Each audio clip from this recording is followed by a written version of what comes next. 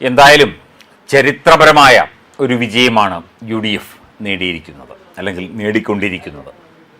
10 വർഷത്തെ പിണറായി കിരാത ഭരണത്തിന് അന്ത്യം കുറിച്ചുകൊണ്ടാണ് UDF ഇക്കുറി കേരളത്തിൽ അധികാരത്തിൽ.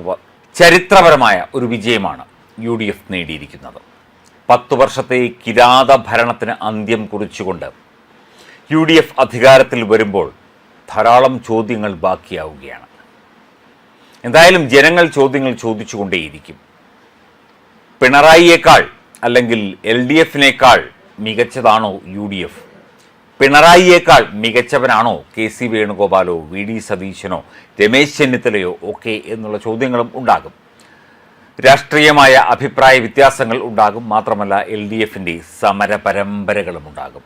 സമര പരമ്പരകളുടെ കാര്യം ഓർത്തപ്പോഴാണ് നമ്മൾ TP ചന്ദ്രശേഖരനെ ഓർത്തത്. ശ്രീമതി KK രമയെ വിളിച്ചെങ്കിലും അവർക്ക് ഫോൺ അറ്റൻഡ് ചെയ്യാൻ സാധിച്ചില്ല, തിരക്കുണ്ടായിരിക്കും. ഇന്ന് TP ചന്ദ്രശേഖരൻ്റെ ഓർമ്മ ദിവസമാണ്.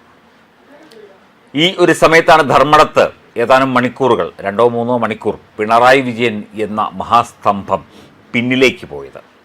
ധർമ്മടത്തൊന്നും അദ്ദേഹം പിന്നിലേക്ക് പോയ ചരിത്രമില്ല. ഒരിടത്തും മത്സരിച്ച ഒരിടത്തും പിന്നിലേക്ക് പോയ ചരിത്രമില്ല. മുഖ്യമന്ത്രി പിണറായി വിജയൻ അടക്കം പിന്നിൽ, മന്ത്രിമാരെല്ലാം പിന്നിൽ എന്ന് പറയേണ്ടി വന്നു മാധ്യമങ്ങൾക്ക്, ഞങ്ങൾക്കടക്കം. ഞങ്ങളത് വാർത്തയും വിശകലനങ്ങളും നൽകുകയും ചെയ്തു. KK രമ ഒരു ഫേസ്ബുക്ക് പോസ്റ്റ് ഇട്ടു. പിന്നിട്ട 6 റൗണ്ടുകൾ മതി, കേരളമേ ഇത് മതി. കുലംകുത്തി എന്ന് ചാപ്പയടിച്ച് കൊല്ലാൻ ആഹ്വാനം ചെയ്തവൻ പൊള്ളുന്ന വെയിലത്ത് നഗ്നനായി നിൽക്കുന്ന കാഴ്ച കാണാൻ ഒരു വ്യാഴവട്ടക്കാലത്തിന് ശേഷം ചന്ദ്രശേഖരന് കഴിഞ്ഞു. രാഷ്ട്രീയ കേരളത്തിന് അഭിവാദ്യങ്ങൾ എന്ന് പറഞ്ഞുകൊണ്ട് തൻ്റെ പഴയകാല ഒരു കുടുംബ ചിത്രം കൂടി ശ്രീമതി KK രമ പങ്കുവച്ചിരിക്കുന്നു.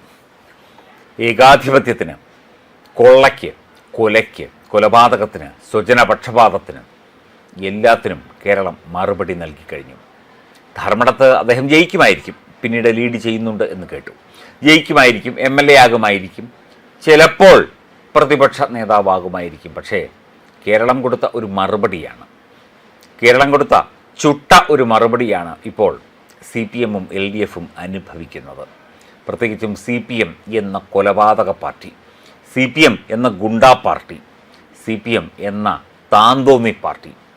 ഞങ്ങൾ തുടർ ഭരണത്തിലേറും എന്ന് കഴിഞ്ഞ ദിവസം MV ഗോവിന്ദൻ ഉറക്കെ പ്രഖ്യാപിച്ചു. ആ മുഖത്ത് തന്നെ ഉണ്ടായിരുന്നു തോൽക്കും, തോറ്റ് തുന്നൻ പാടും എന്ന ആ ഒരു വൈബ്രേഷൻ, ആ ഒരു ശരീരഭാഷ. തീർന്നു. CPM എന്ന പാർട്ടി സത്യം പറഞ്ഞാൽ തീർന്നു. ഇനിയിപ്പോൾ CPM രക്ഷപ്പെട്ട അടുത്ത തവണ അടുത്ത തെരഞ്ഞെടുപ്പിൽ വീണ്ടും അധികാരത്തിൽ വരുമായിരിക്കും, നമുക്കറിയില്ല. എന്തായാലും CPM-ന്, പിണറായി വിജയന് ഒക്കെ കേരളം കൊടുത്ത ശക്തമായ ഒരു മറുപടി തന്നെയാണ് ഈ തെരഞ്ഞെടുപ്പ് ഫലം എന്നതിൽ ഒരു തർക്കവുമില്ല.